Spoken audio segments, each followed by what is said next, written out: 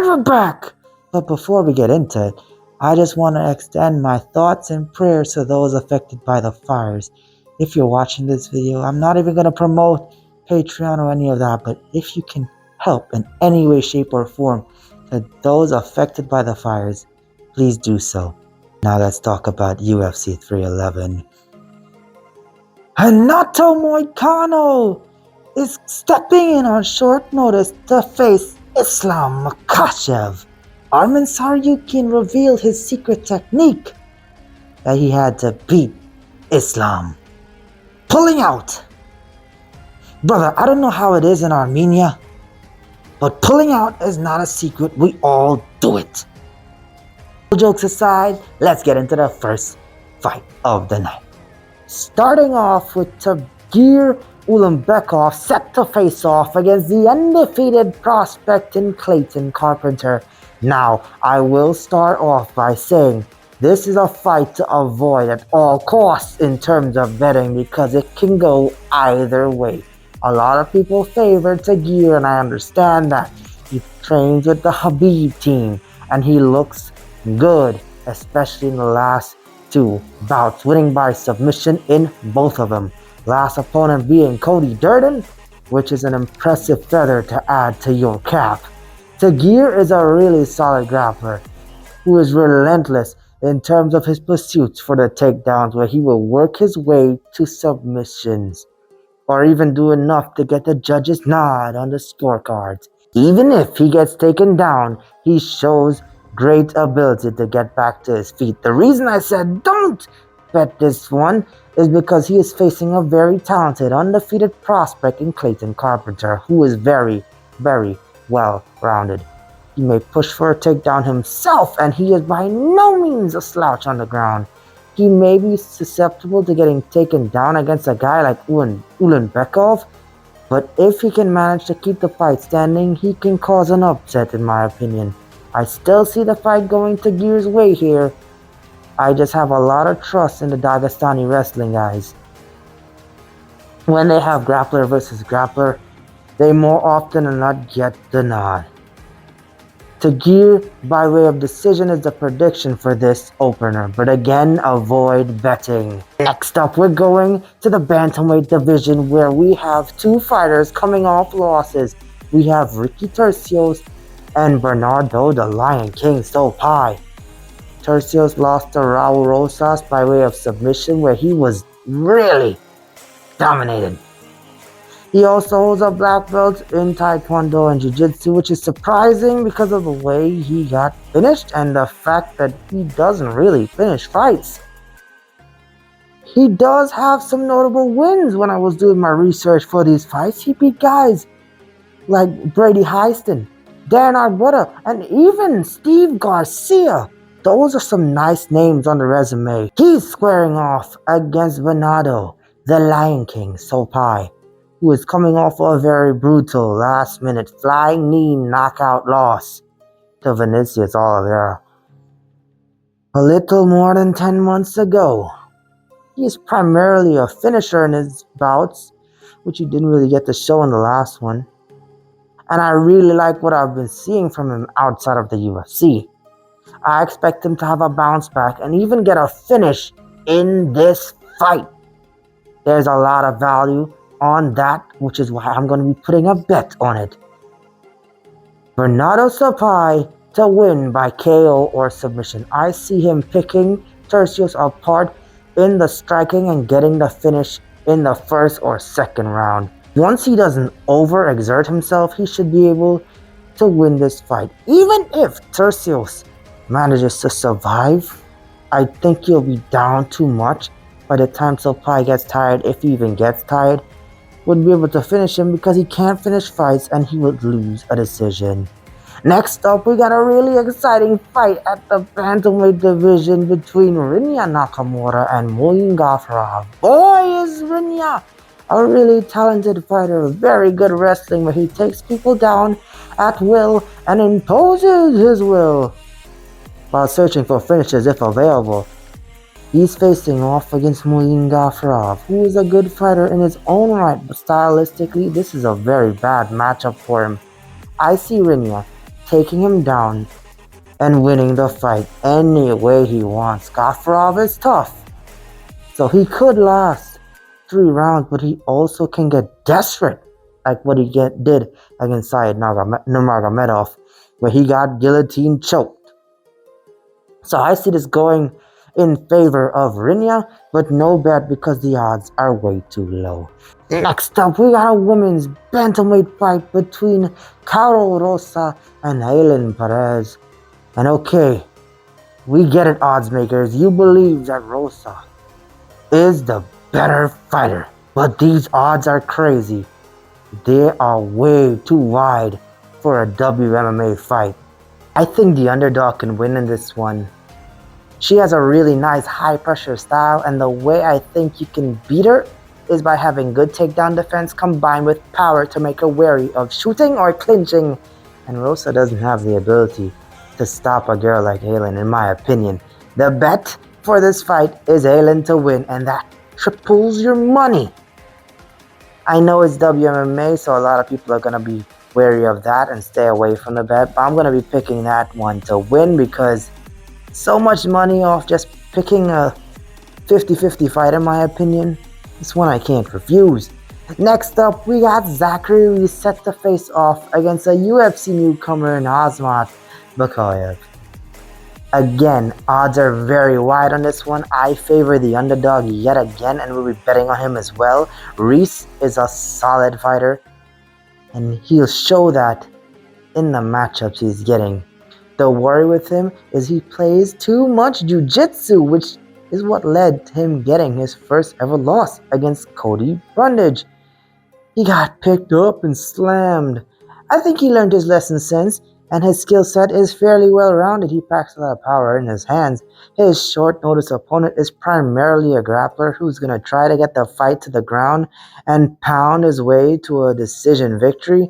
I don't see that happening. This dude got dropped by Dylan Budka on his way to the UFC and went in an all-out war with him, winning by split decision.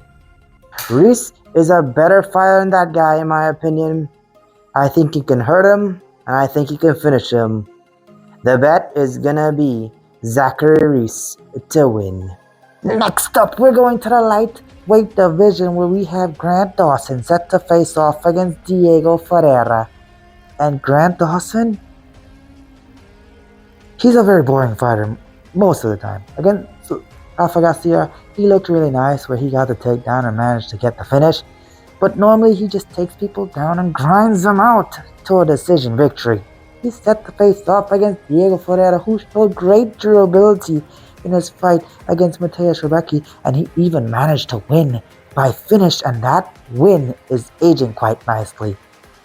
Even if you take Diego to the ground, you can control him there, probably, but it's going to be really hard for Grant to get the finish.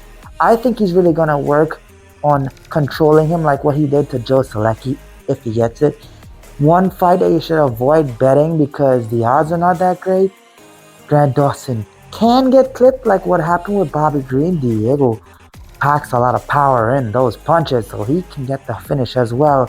The pick is going to be Grant Dawson, but faded in terms of betting. Next up, we're going to the light heavyweight division where we have 1 round of Bogdan Guskov set to face off against Billy Elekana.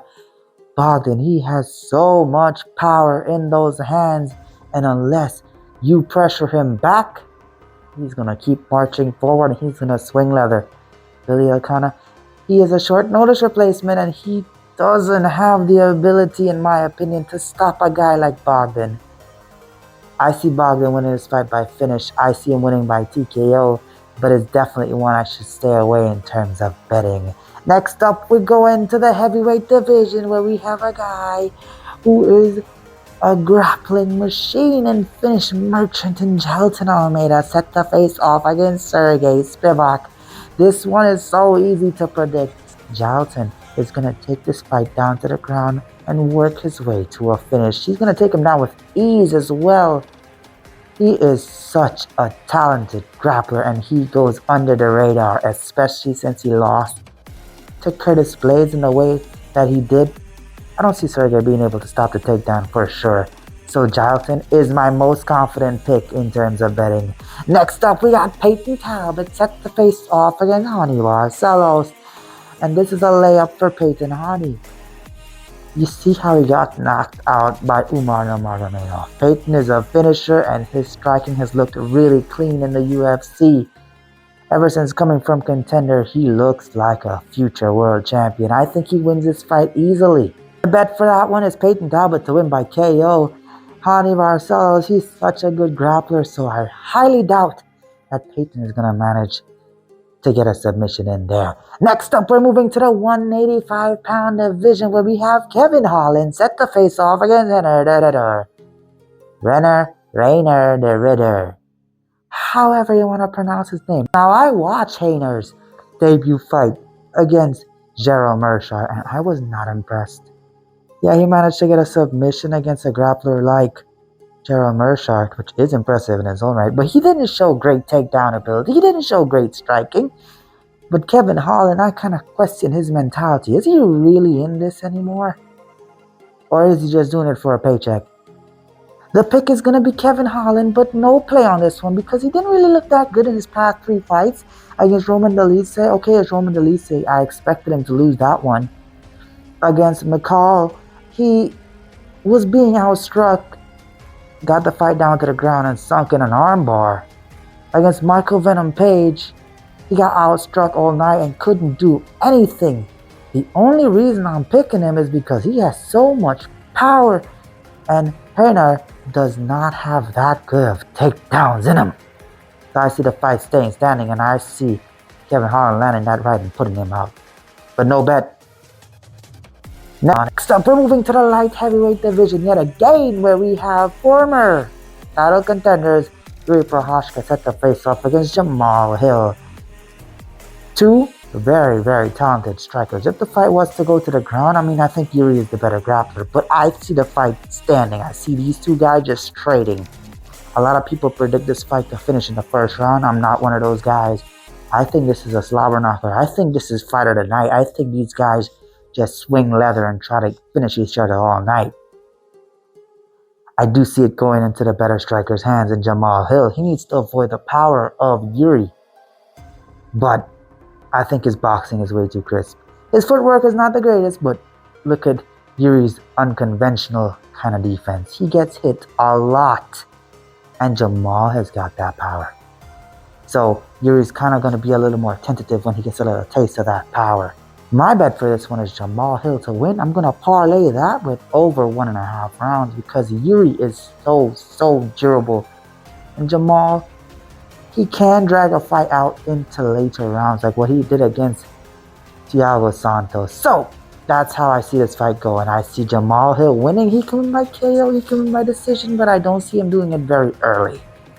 Next up, we got the bantamweight championship fight between Merab Dvalishvili and Umar Nurmagomedov. And Merab, his game plan is simple. It's so easy to break him down.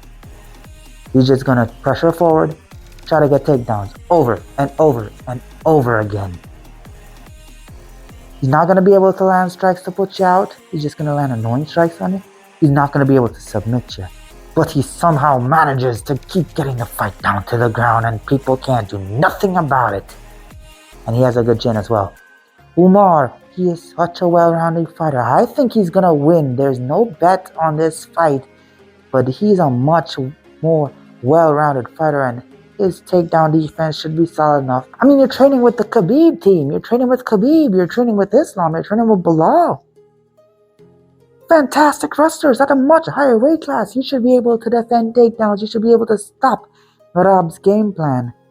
There is no reason for Umar to lose this one, so I think he's going to get the job done. On to the main event. Short notice replacement Renato Moicano challenges Islam Makhachev for the lightweight championship. Now, before, Renato was set to face off against Beneil Dariush, and I actually thought that Beneil was going to win with that underdog money. Now he's getting to fight for the title. It's really nice to see a guy like Renato climb up the rankings in this way, but I think it's too much, too fast. I do believe Islam Makhachev the best fighter in this division. And unfortunately, I don't like picking against Hanato, so I'm not going to be betting this. But unfortunately, I think Islam beats him. Not only that, I think Islam finishes him within 5 rounds. I really like to see Hanato win, but I don't think that's going to happen. And this has been my picks and predictions for UFC 311. Be sure to leave a like, comment, let me know what you think of it down below. Subscribe. Follow me on Twitter. Support those affected by the fires. And I'll catch you in the next one. Until then, game time.